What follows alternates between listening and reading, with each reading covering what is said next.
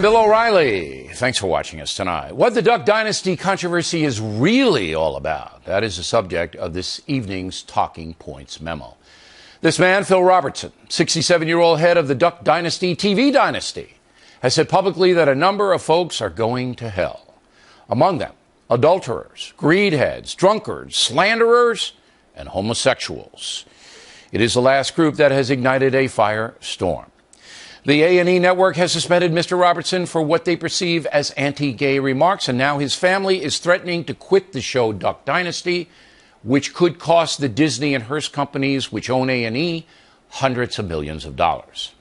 The reaction to Phil Robertson's remarks has been intense, to say the least. To get rid of the most popular patriarch on television today, I tell you, there are other networks that would just nab these guys up in a heartbeat. A&E really screwed up on this one.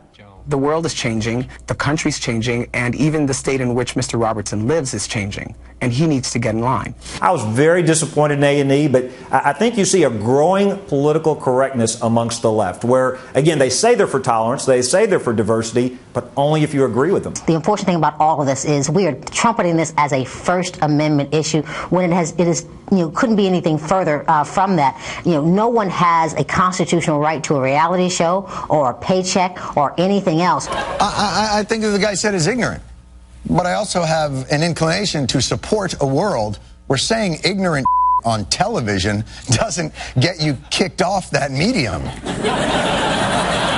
But this is what happens when you have true freedom of speech. You can say these things and then you have to suffer the consequences. Look, offensive to me. I do believe in the right to free speech, but I think the marketplace should decide what should happen to this franchise.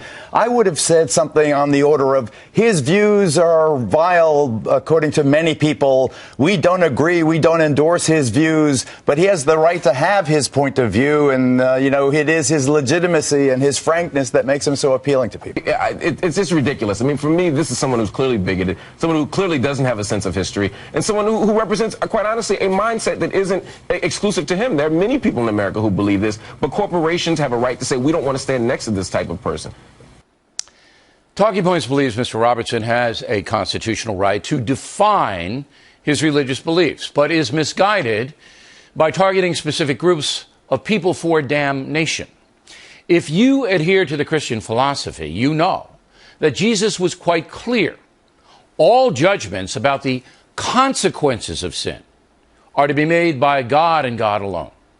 We're all sinners, and because of that, the Gospel of Luke 6:37 mandates that Christian human beings refrain from judging others. Again, that is God's prerogative. Now, you either buy into Christianity or you don't. So Mr. Robertson's vision is flawed, according to Luke.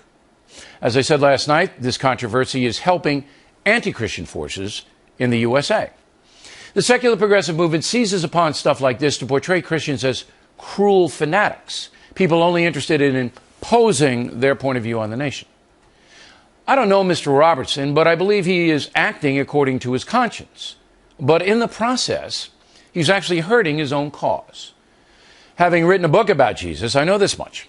He was adamantly against bad behavior that injures other people. But he would not condemn a woman in his presence who was an adulteress.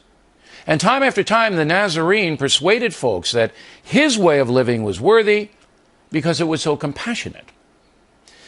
Homosexual Americans should not be demonized, just like devout Christians should not be demonized.